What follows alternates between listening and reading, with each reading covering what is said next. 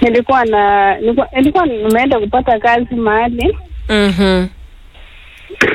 Sasa hii kazi ilikuwa kuchunga watoto. Ilikuwa ni kazi ya nyumba.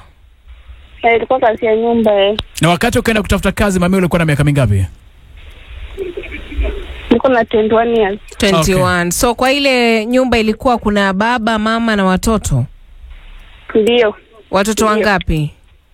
Wawili. Watoto wawili.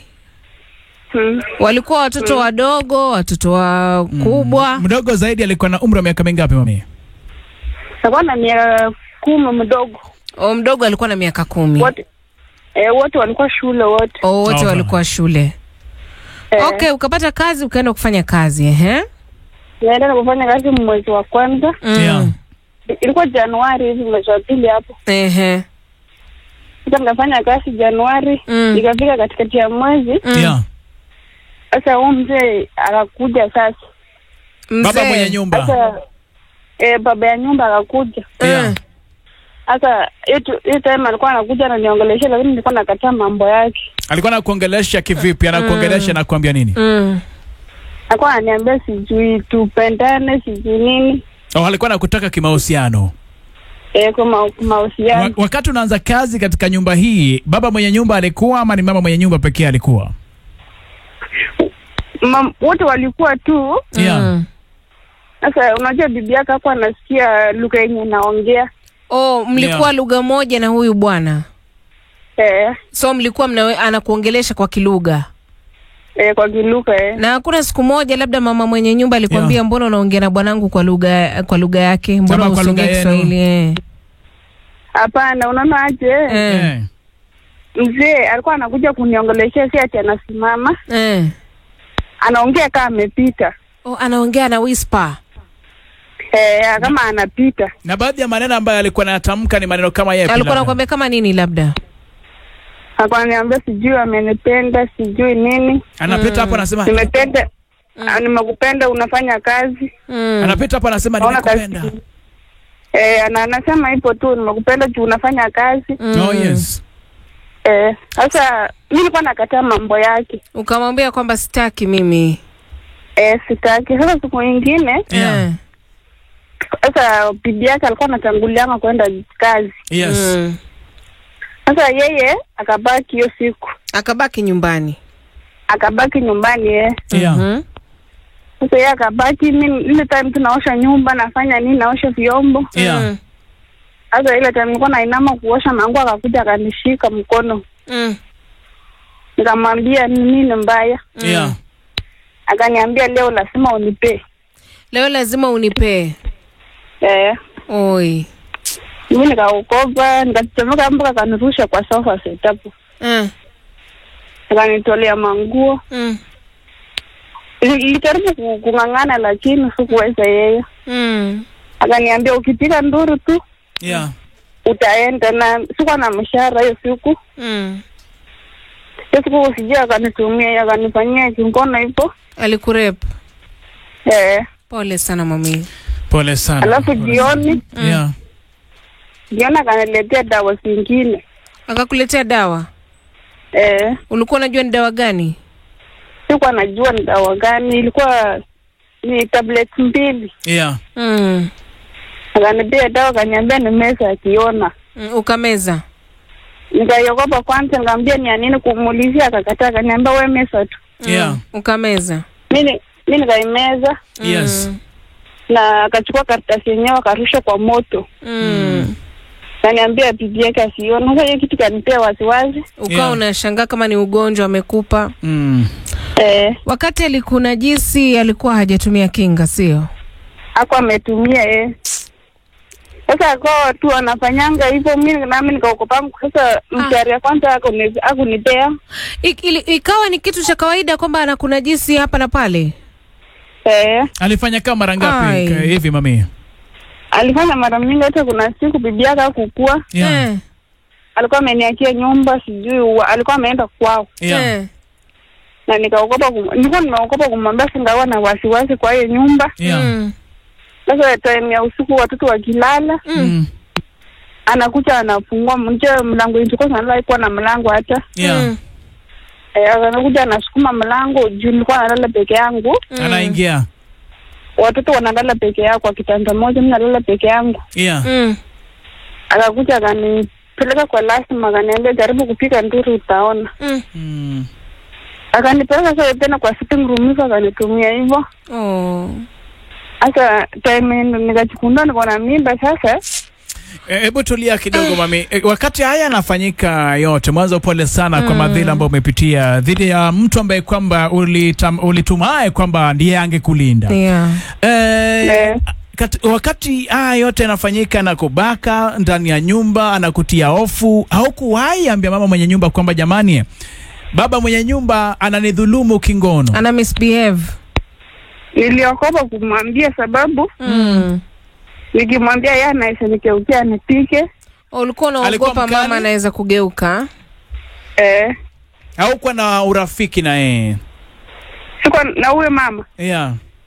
Nilikuwa naye karibu, lakini nilikuwa naogopa maybe kesho anirudie. Nikaogopa tu kumwambia tu. Sasa kabla upate ujauzito, hiki kisa kilifanyika kwa muda gani? Mwaka, miezi ya kuhesabu?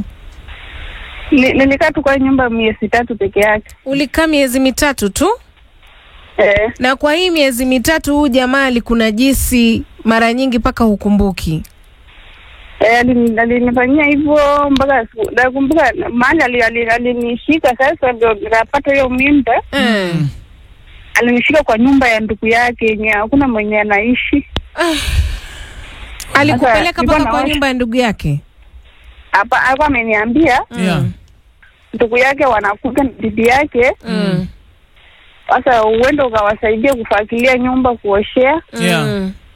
Sasa mimi nikaenda usafi tu yenye nafanya tu, ngaosha curtains ya division, ngafanya nini, ngaosha. Hata akakuja sasa.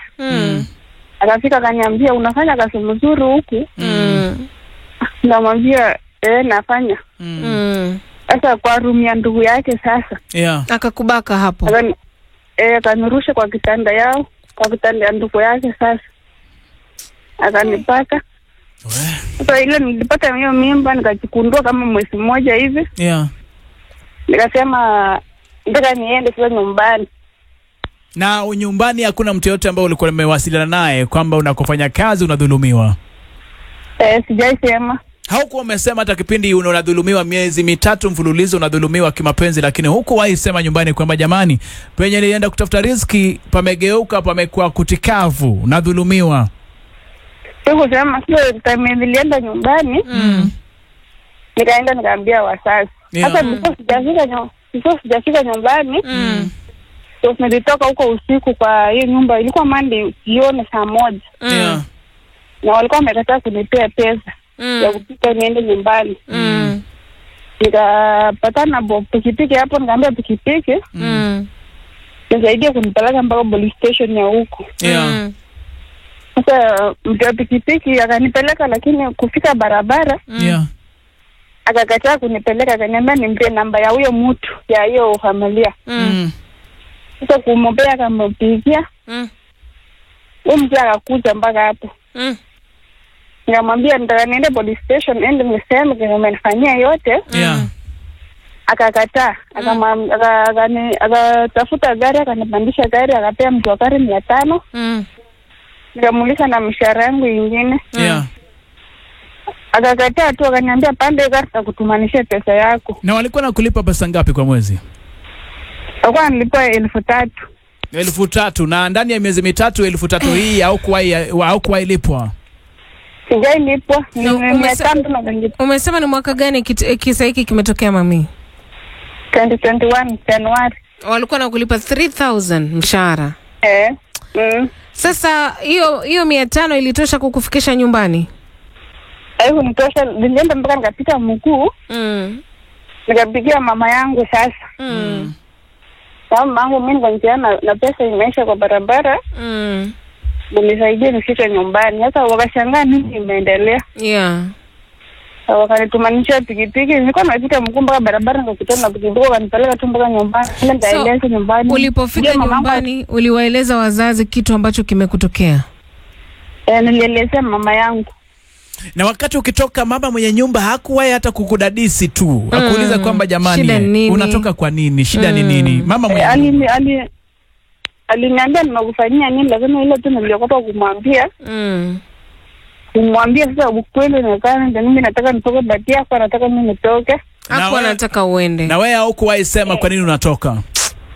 Sasa nilienda nyumbani sasa nikamwambia mama yangu. Mume wangu akampigia sasa bibi ya huyo mtu sasa. Akampigia. Yes. Mamangu akampigia akamwelezea bibi yake akasema sijai muona, sijai nini. Mamangu akampigia huyo mzee. Akambblacklist mama yangu. Wakamblock. Wakamblock mama yangu sasa. Mamangu anasumbua akamblock sasa. Lakini mimi nikaendelea tu hivyo tu na maisha yangu tu, nikazaa mtoto 2022 mwezi wa pili. Nikaendelea tu mtoto mpaka sasa hivi 3 years. Sasa hii nimeoleka, lakini niko na mtu na mtoto anapenda mtoto, lakini mimi nilikuwa nataka kama ni kwao sasa. Tufanye DNA sababu sisi amini kwa mtu maybe kesho akuja akiuka mtoto. Hiyo ndio naogopa tu. Hebu tulia kidogo. Unasema sasa hivi umeolewa uko kwenye ndoa, sio? Na huyu mwanaume ambaye amekuoa, alikuoa akijua uko na mtoto. Na amemkubali. Na amenikubali na mtoto. Na amekukubali na mtoto. Tuko nao wote kwa nyumba wote. Wote ukisema wote kuna mtoto mwingine umezaa na huyu mwanaume ambaye amekuoa? Niko na mtoto mmoja, huyu mpwanda anapenda watoto wote. Na yeye baba huyu mwanaume anapenda watoto wote, amewachukulia kama watoto wake kabisa na wapenda. Sasa wewe hofu lako ni gani? Mimi nilikuwa nataka mtoto sasa, kama mtoto wangu sasa huyu mwenye sana mtu mwingine. Kama naweza fanya DNA sababu nikitaka nifanye, nilikuwa nafikiria kufanya DNA. Unataka kufanya DNA test na nani sasa? Na mtoto afanye na sasa huko nyumbani huko baba yake huyo mwingine, sababu yeye alisemanga mtoto sio wake. Utafute baba yake. Yeye alisema yule aliyekuwa boss wako alisema huyu mtoto si wake. Ule mwingine mwenye hapana ananitumia kingono ule. Na mami, kama mwanaume ambaye amekuoa sasa hivi anapenda mwanao na yule mwingine pia anampenda, sababu kuu ya wewe kutaka kufanya DNA test ni kwamba unataka yule aliyekuwa boss wako achukue majukumu ya kumlea huyu mtoto mwingine, ama sababu yako kuu ni gani mami?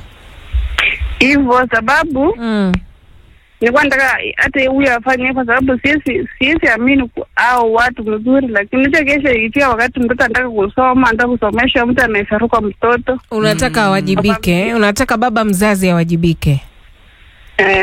So ungependa nani asizikwe na watu kusaidie umfikie huyu mwanaume ili uweze kufaulu kufanya DNA test, sawa, haina tatizo. Ungependa tumtafute kwa simu, tumpigie, ama ungependa tumripoti kwa polisi ama tumripoti kwa maafisa wa watoto? Ungependa tukufanye vipi ndio nafsi yako iridhike? Nilikuwa nataka ile sina namba yake tu, nilipoteza namba yake. Ulikuwa unataka ushauri so that ujue unachukua hatua gani? Okay. Alright. Nadhani umefika mahali salama mami. Tegea, tunafungua line zetu za simu sasa. Na bila shaka msikilizaji atakupatia maoni yake na sisi pia tutakwambia kile ambacho tunawazia. Asante. Alright. Tunakutakia kila laheri.